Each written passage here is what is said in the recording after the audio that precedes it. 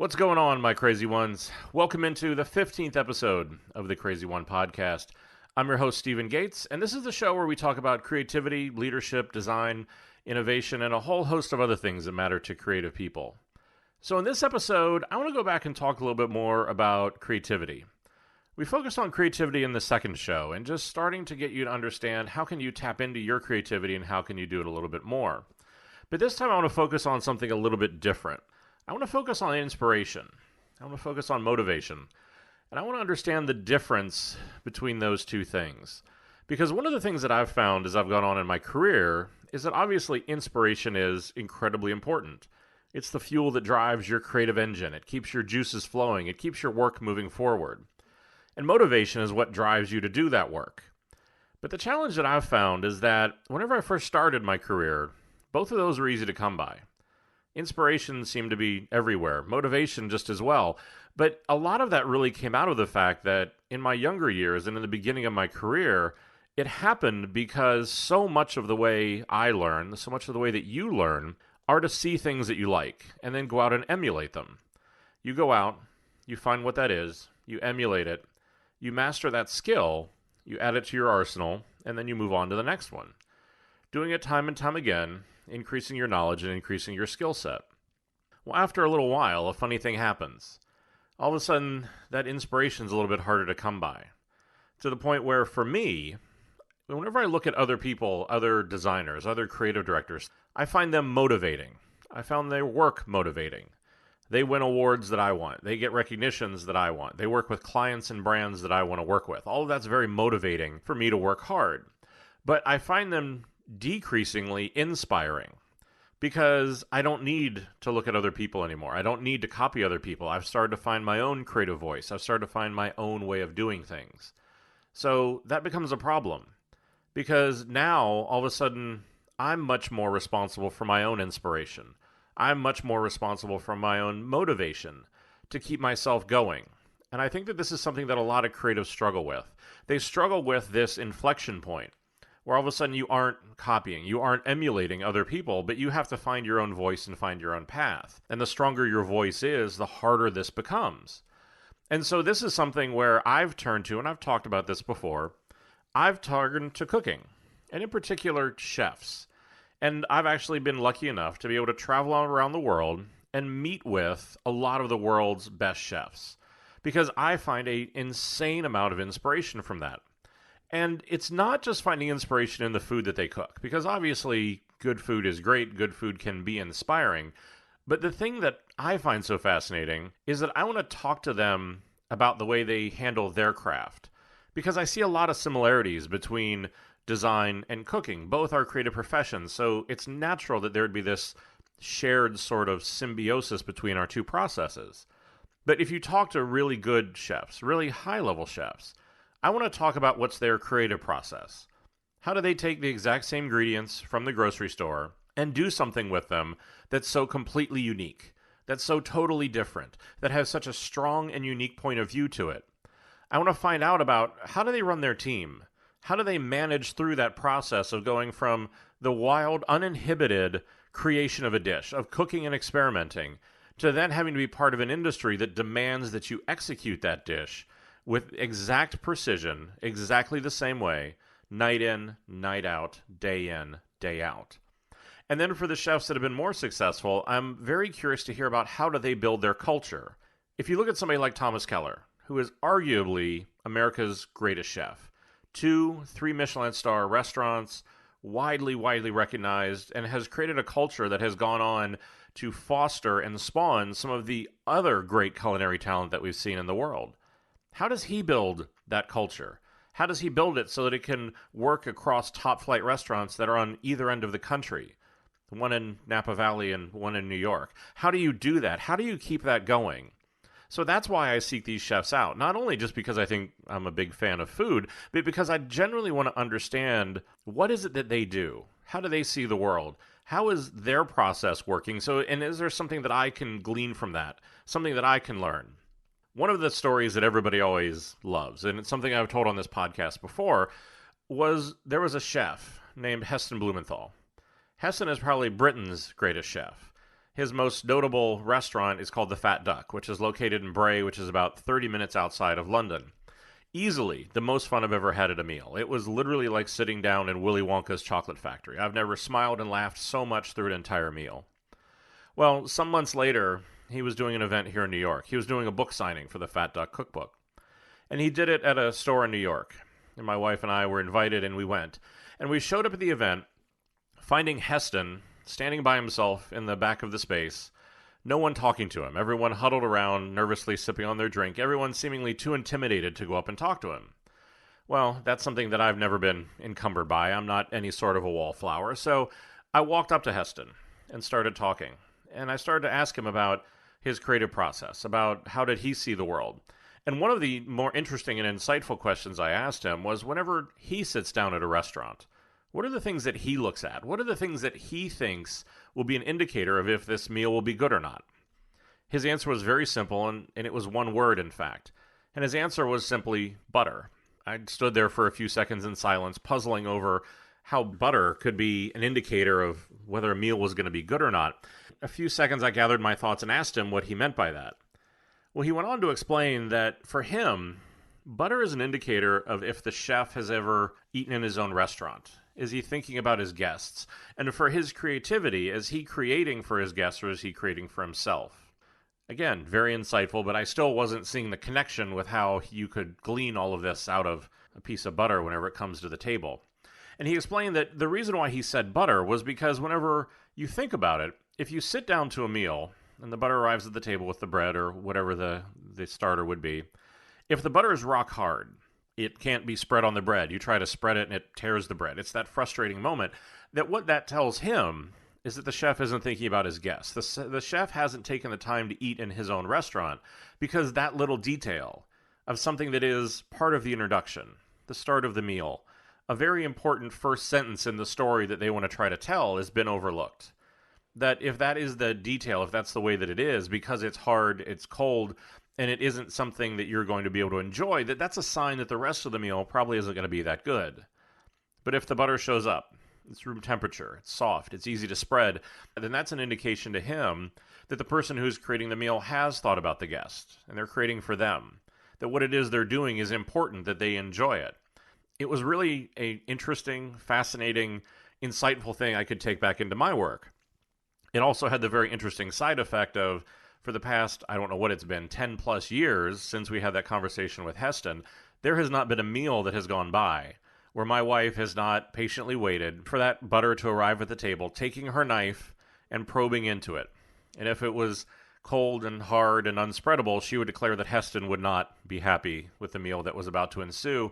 But then on the other hand, if it was done the right way, she would smile quietly and kind of, you knew what she was thinking, that what the indication of what the meal was to come. And we've done this time and time again as we travel all over the world.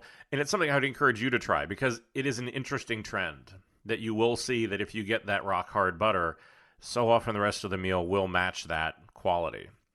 But today we're going to talk about a different chef. And I've talked with many of them, but there was one experience in particular, and especially as we talk about inspiration, that this chef is probably my biggest inspiration, and is somebody that I turn to right now on a yearly basis to continue to get more inspiration from. And it's the chef who is widely recognized as the world's greatest living chef. It's a Spanish chef named Ferran Adria. And Ferran really is somebody that I stumbled across, I don't know what, maybe 15 years ago, whenever he had opened a restaurant on the Costa Brava, which is in the northeast part of Spain on the coast, called ElBulli. And ElBulli was, for a long time, the world's greatest restaurant. And because of that, I became obsessed with what Ferran was doing, that it was so different, and it was so creative, and it was so unlike anything the world had ever seen, that I really just became fascinated with his process. And so, in the winter of 2012, I actually was presented with the opportunity of a lifetime. Whenever I was working at Starwood Hotels, we had partnered with Ferran on a project that he was doing. And so I was given the opportunity to travel to Barcelona and spend the day talking with him. That alone would have been mind-blowing enough, because for me, so you can understand the magnitude of this was very much something that I viewed along the lines of, if I had the day to be able to sit down and talk with Michelangelo or Picasso or just any of the great creative minds who have ever lived, what would you say and what would you ask? But beyond getting to have that conversation, I had the incredibly rare opportunity of getting to go to what really was his secret workshop in Barcelona. Out of this really was a transformative experience, and I think that's what I want to talk about today. And it's continued to draw me back to Barcelona. Every single year, my wife and I would go back for a week for Thanksgiving. And every year we curate a different group of friends to go with us.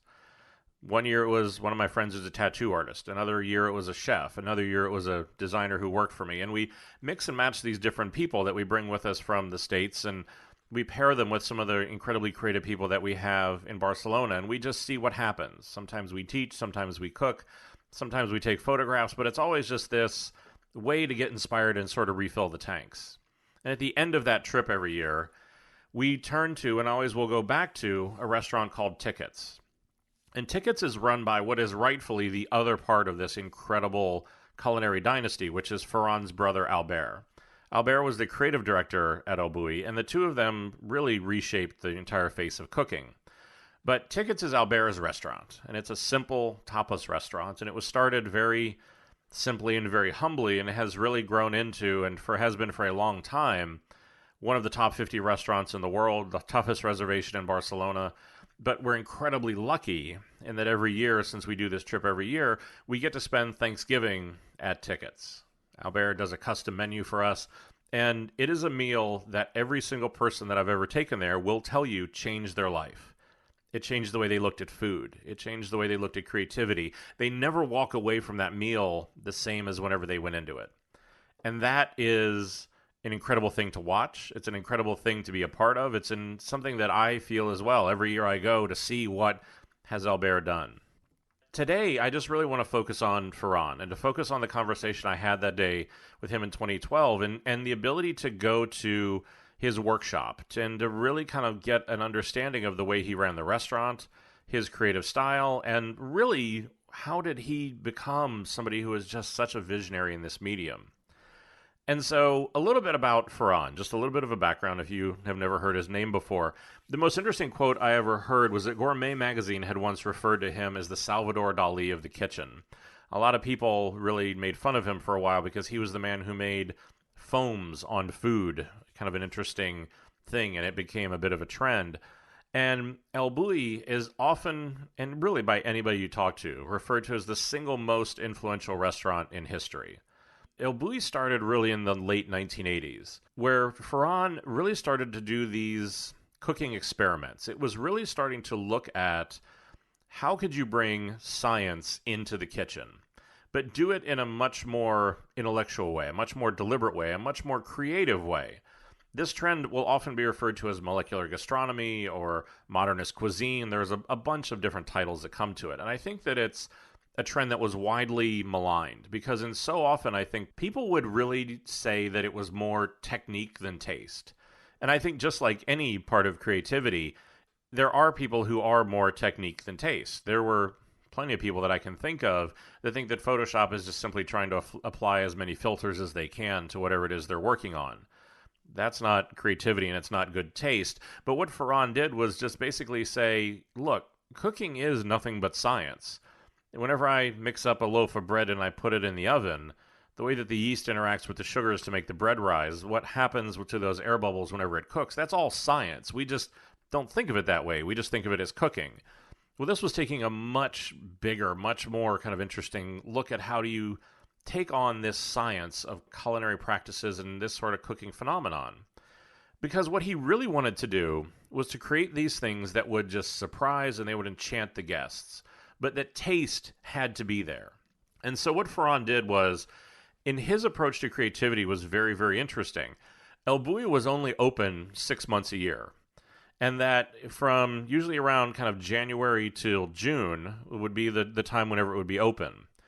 And then from June to December, he would close it, and that he would then travel to go to Barcelona and work in his workshop. And he would try to figure out how could he go back and for the next season to create something even better, even more unique, even more interesting. So this 6 months on, 6 months off started to lead to this fascinating frenzy, where what would happen would be every January the reservations would open. And so every New Year's Eve, I would kiss my wife, saying Happy New Year, and then flip open my laptop and go in to register for the lottery for ElBulli. Because it was a lottery. There would be millions and millions of requests for only a few thousand seats every year. So it became this culinary mark of distinction if you had gone to eat in there. It became the number one restaurant in the world first in 2002. Then he did it in 2006, 2007, 2008, 2009. It's the only restaurant in history that ever for 4 straight years got the number one spot, and 5 times overall. It's a feat that's still never been repeated. But the problem was that this nirvana, this Camelot, couldn't last for a few different reasons. And the biggest one was because Ferran had told me once that he and his partner in this each would have to invest about 300,000 euros every year to keep the restaurant open because it just simply wasn't profitable. The amount of time that went into it, it just wasn't working. But the restaurant was a proof of concept. It let him speak and write books and really kind of furthered his name, but just financially it wasn't working the way that it needed to. And so in 2010, I think this preponderance finally just caught up with him. I think in talking with Albert, I think it also just became being number one is hard. Especially being number one time after time after time is hard because everybody wants to shoot for you. Everybody wants to come after you, and the burden of that expectation is not insignificant. So in 2010, they announced that they were going to close the next season. They had dubbed it The Last Waltz. And with that, Ferran went through and closed the restaurant, really much to the shock of the world because it was still so popular.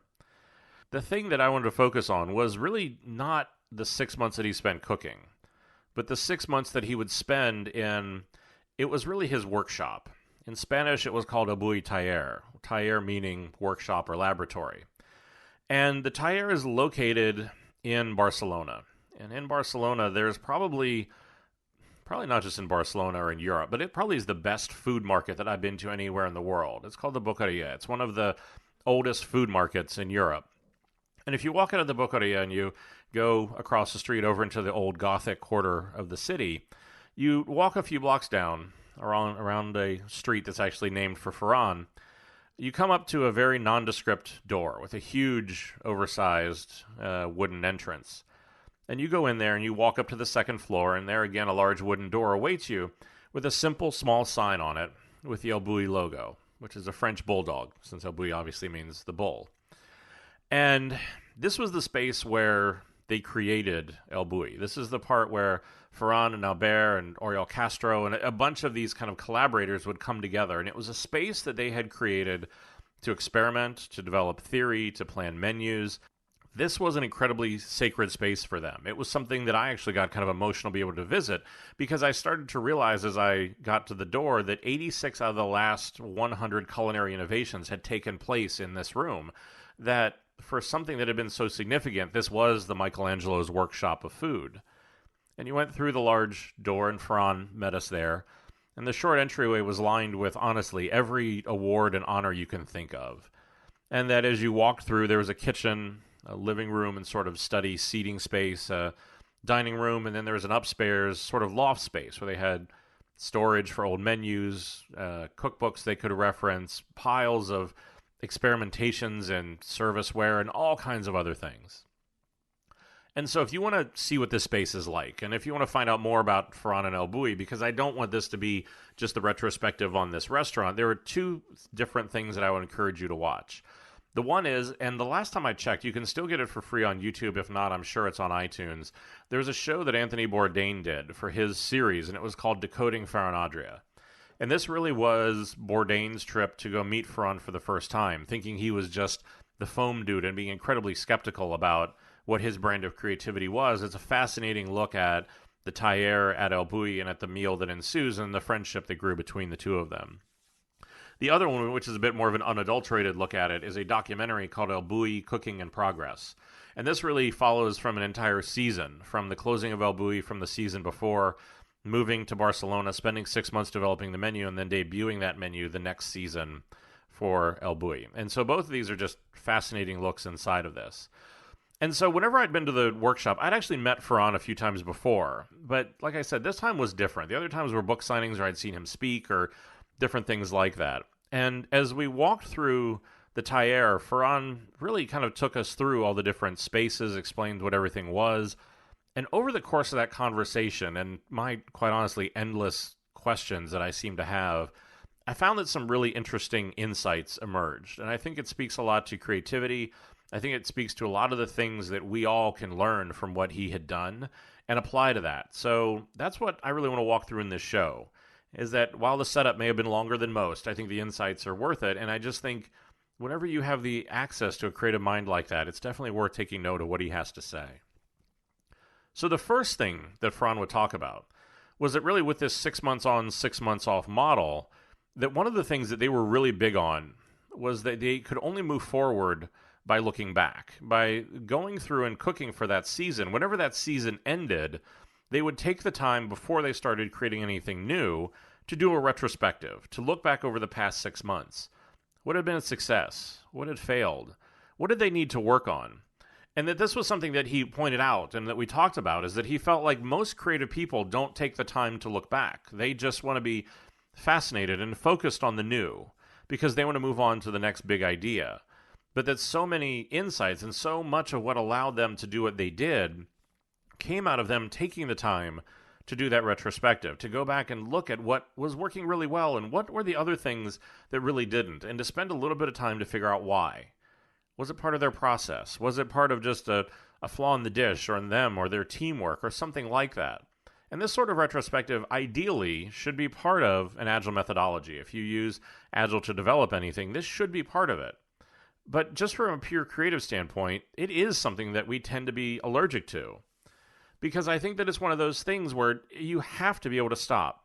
You have to be able to grow and think about what are the things that I could do better.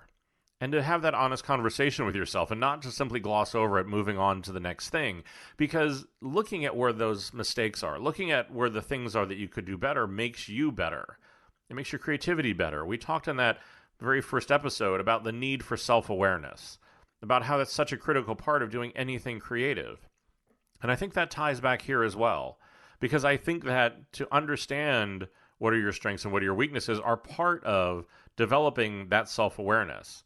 And because the reality is also, whenever I sat and thought about it at that point, I'd never been part of a creative team or a studio where that was done with any regularity. We would do the work, pitch it to the client. They loved it, they hated it, we moved on. We would do the work, we'd pitch it to the client. We would win the business or we wouldn't, on and on in this sort of cycle. And that, it was really only something that whenever something had gone really badly that it happened. Because then we were in crisis mode. Only then did we need to figure it out. Whenever it was just normal or whenever it was good, we never did this. And I'm just as guilty of it. Because so often what I do whenever I look back at my work is I just look back at it critically. I see the shortcomings and the mistakes and all the things that I could have or would have done differently, as opposed to stepping back and taking a bit more holistic view of it, of saying, what were the things that I did right? Why did I do that? What were the things that I did wrong? Why did I do that? But just taking the time and the moment of just self-reflection to think about what happened. And so I think that was an incredibly important thing that I try to do more of, is to make sure that I take the time to stop in my own work, to step away from it, to see it with fresh eyes, to pretend that I'm seeing it for the first time, to do this with my process and everything else so that it really helps me understand what it is that I'm really doing. So from there, we also started to talk more about just pure creativity. So after they did the retrospective, what was it that they were doing? How could they come up with things that were so different? And one of the things that Ferran would talk about is that for him, creativity wasn't copying what somebody else did. And I think that this is a simple thing to say. But I think that with him, you could really see that he passionately believed, and this was something he really enforced, that what they needed to do needed to be original. Because I think that he recognized it, and I have seen it a lot as well, that we all have this tendency. We want to fall back into past achievements. We want to fall back into what's comfortable and easy and safe because we understand what it is. And that whenever you do that, you don't really have to risk anything. You don't grow. And this is where, and I've said this before and I'll say it again, comfort is the enemy of greatness. Because you become comfortable. You become aware of what it is you've done in the past. So just simply regurgitating it time and time again is a much simpler, safer, more comfortable way than doing something new, because that way is much scarier. You risk a lot more. It's something that could fail, and who wants to fail? But I think that what he would really talk about, and something that I've really tried to embrace, was that for him, it was building a workshop that really was a culture of failure. It was this thing where if you weren't falling down, if you weren't failing, you weren't trying hard enough. You had to risk. You had to fail. And that sometimes even letting people fight was often encouraged because you could see the passion of their conviction. You could see who really believed more in the idea and what it was that they were doing. Because what happens is that if everybody is taking risks, it makes it easier for each individual person to put themselves out there because everybody else is doing it as well. And you can find breakthroughs. You can find things that are going well. You can find things that are going badly. But in either case, what you see are people who are genuinely trying to risk something. And that whenever you encourage it, and not only encourage it, but you actually expect it, and that is the thing that you want people to do, that's a totally different paradigm. That's a totally different way of handling things, because so many other studios, what they expect is that everybody's going to prepare for something to go wrong so they all can scurry away and cover their own ass and blame somebody else. As opposed to going into it and understanding that creativity is messy. Creativity is about getting things wrong. If you aren't getting things wrong, you aren't doing it right. That's a very different way of approaching things. That's a very different mentality. If my expectation is that you're going to be pushing so hard that you are going to fall down, you are going to do something wrong. And if you aren't, I'm going to ask you, why aren't you? That's very, very different. It's very strange to a lot of people. But with him and in that team, that culture of failure became incredibly important. The next thing out of Ferran that you could also see as he walked around talking about the things they had done, the achievements they had made, the way that his team had interacted. And if you ever watch any of the documentaries, you can see it. And that this is the thing that I think defines so many great creatives, is that there is an absolute obsession over every detail. There is no detail that is too small, and they train it into themselves. They train it into their culture. Because here again, we'll go back to Heston Blumenthal, who I talked about at the beginning with the butter. After the meal at the Fat Duck, we went back to the kitchen. Very, very small kitchen. It's a restaurant that is almost like eating in someone's living room. Very, very small. The kitchen, equally small, galley style, small window you can peek through, and a long line. And one of the interesting things that I saw was that at that point we had been there long enough that the staff was breaking down the kitchen. They were taking everything apart and cleaning it for the night. And I watched one of the chefs open one of the drawers below one of the stoves, and he took out a Q-tip. And not only had they scrubbed down the entire surface, but he was taking the Q-tip to clean the individual grooves that were in the screws on the side of the drawer. And I think to most people you would say that's completely insane. Why on earth would you do that? But I think that when you look at it, and I've seen this in the kitchens with Ferran and Thomas Keller and Heston and a whole host of other big-name chefs, that there is no detail that's unimportant. That they teach everybody that. They hold that up as the standard they want to keep for themselves, that there is no sort of unimportant detail. And this became really evident whenever Ferran took us upstairs to the loft space in the Taller above this sort of living room seating space, where the space was filled with the plates and tongs and all these little serviceware items that they had tried, or that they had tried and failed. And there would be generations and generations, some probably with 20 or 30 different variations on even just a plate. But it was trying to get it right. It was trying to get it so that every little detail of that entire experience really delivered. And I think that really came through. And I think that just relentless attention to detail is so incredibly important. But I think as a leader, and even as a standard to hold yourself up to, it's incredibly hard. You know, good is the enemy of great, because good will just be good enough. But this is where you have to hold yourself to that higher standard. You have to get in and clean the grooves in that little screw of wherever your creative concept is. But this is where I think it really is up to you to have the discipline to be able to drive against that standard, because it is so important and it does make such a difference. Because at the end of the day, for whoever is going to consume whatever your form of creativity, game recognizes game. If you're really paying attention to the details, if you're really instilling that in people and in your own work, People may not consciously know it, but they understand it, and they know that it's there, and they can respond and recognize it, and it is something that is really important to them. The next thing that I noticed in my conversations with Ferran was something that I very, very much believe in, but is very, very hard to achieve. Because one of the things that Ferran would do is whenever you would ask whatever he did, whatever his contribution was, he would always correct you and stop and say there was no individual, that it was the team. The team mattered above everything. The team was what accomplished everything. It was not him. He was simply a part of the team. And I think that this is something that's incredibly telling. And it's something that since that day, as I've traveled around, and even whenever I've interviewed at companies, whenever I've talked at different places, one of the things that I listen for was a distinction that Ferran had pointed out. That what he said was whenever he talked about the team, or whenever the team talks about themselves, they always use the word we. There's never the word I. And I think it's an interesting thing to look at and to watch for. So whenever I will go and talk to teams, I listen, will they say, this is what we did, or this is what I did? Because I think that it's a very interesting sort of thing. Because the reality is that creativity is a team sport. There is no I. There is nothing that I have ever done in my entire career, nothing that appears in my portfolio that I did alone. At the very least, there was a client, there was somebody else that was involved in it. There was never just purely an I. That it was the we. And Ferran's just repeated dedication to this, that every single thing really was the work of more than one person, really became something that was incredibly humbling. It was it almost drew you to him, because it was something where it really wasn't just about him. It was at the work that they all had done and how important that was. And this is something that's really important for you and the people that you work with, is to think about, are we an I group or are we a we group? And if it is an I, why is that? And if it is a we, how do we keep doing that?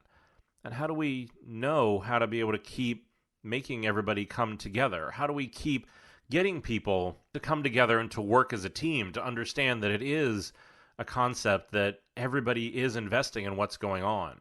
But I think that, like I said before, it is such an incredibly important part of this, that everybody comes together, that they are selfless, that there is that culture of failure. You can start to see all these things tie together. That if there is a culture of failure where you're encouraged to fail, that, whenever you do fail, other people will be there to support you. That there are these sort of things that all start to feed together, that whenever we're doing it, that the rest of the team is going to show up with that attention to detail, with that real understanding that there is no unimportant detail. And what they're going to do is they're going to pressure test your ideas. Because I think that's really what's so important. And so many people, if you've ever read or seen Steve Jobs talk about teams, he would refer to it as A players. That A players ever only wanted to work with other A players. And this really is the exact same concept. Because he would say that what would happen would be that the A players would only want to work with other A players, and that if anything else came in, the culture, the system, the we would reject something that wasn't to their standards, somebody that wouldn't work with the group. And I think that you see this same sort of thing over and over again. And I think that in the end was probably the biggest takeaway for me, was that the Taller was this space to fail fast, to fail repeatedly and gloriously, to celebrate the things that went wrong, because you knew that it was putting you on the path to something that was genuine and new. Because with innovation, you can't find innovation by knowing where you're going to end up when you start the journey. You have to leave room for this failure. And I think this is one of the biggest places where I see companies and brands fall down. They talk about how they want to be innovative. They talk about how they want to be different. And they all talk about that right up until the moment where it means they have to do something differently.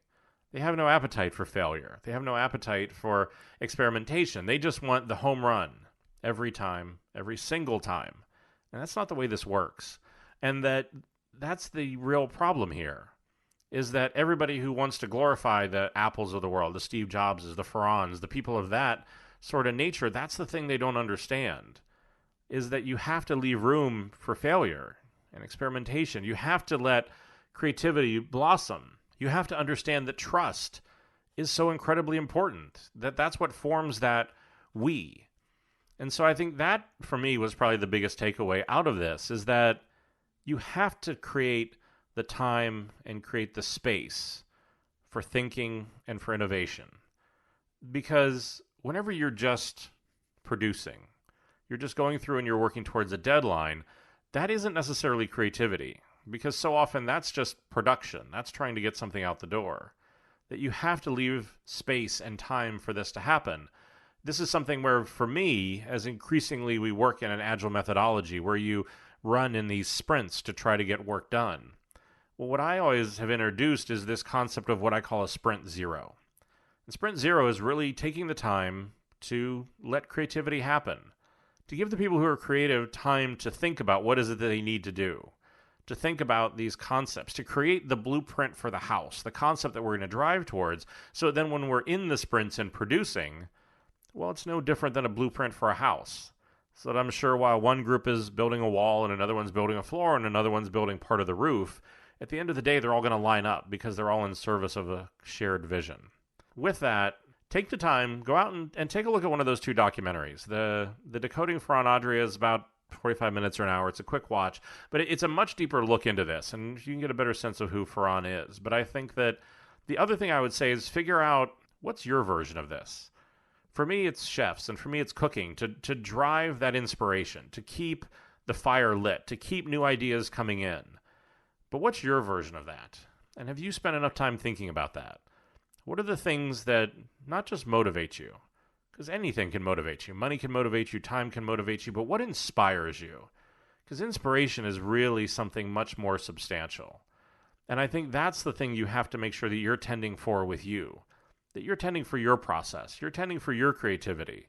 You're tending to take care of your instrument to be able to keep yourself moving forward, because that's the real challenge at the end of this. Because even the best team, the best work, well, even if you're a part of that, you have to figure out how do you contribute to it? How do you stay happy inside of it? How is a place where you can figure out how you fit in that? And so that this is the thing. Don't become codependent to just do what everybody else does. Take the time. Do what I do. Every once in a while, take a mental health day. Go to some galleries. Go have some great food. Go talk to a friend of yours in a different industry who's doing something you really find inspiring. But figure out, how do you inspire yourself? How do you keep that fire lit and keep yourself driving forward? Because as we talk about being creative over long spans of time, 20, 40, 60 years, that's a really hard thing to do. And because the other challenge that you're up against is that you're going to change. Who you are today and what inspires you today will not be the same next year, 5 years, 10 years from now. The process of creativity never stops. The evolution will never stop. And so this is where you need to take the time to think about you and to think about how can you keep that fire lit. And so with that, we'll put a bow on this show. And so as always, if you enjoy anything that I talk about here, I'll always ask that just take a few minutes, even just a few seconds if you want. Head over to iTunes and leave a review. Makes a huge difference, helps with the popularity of the show. It's the only currency I'll ever ask for. If you're feeling like you just want to spend a couple seconds, just go click on the stars. If you're feeling a little bit more industrious, a little more inspired, go and write a few words and leave a review. As always, you can find out more about this podcast, listen to other episodes, and get the show notes from this show. I'll have links to both of those documentaries and a few articles on Ferran and his brother Albert as well. Head over to podcast.stephengates.com. Stephen is Stephen. And you can go in there and be able to get everything you need all in one place. If you have any questions, something you want to find out more about, something you liked, something you hated, something you want to hear me talk about more in the future, let me know. Shoot me an email at ask@stephengates.com, and I'll get back to you just as soon as we can. As always, the boys down in legal want me to remind you that all my views here are my own. They don't represent any of my current or former employers. And finally, I say it every time because I mean it every time, but thank you for your time. I know that time is the only true luxury we have, and I'm always incredibly humbled that you want to spend any of it with me. So, until next time, and until we talk again, stay crazy.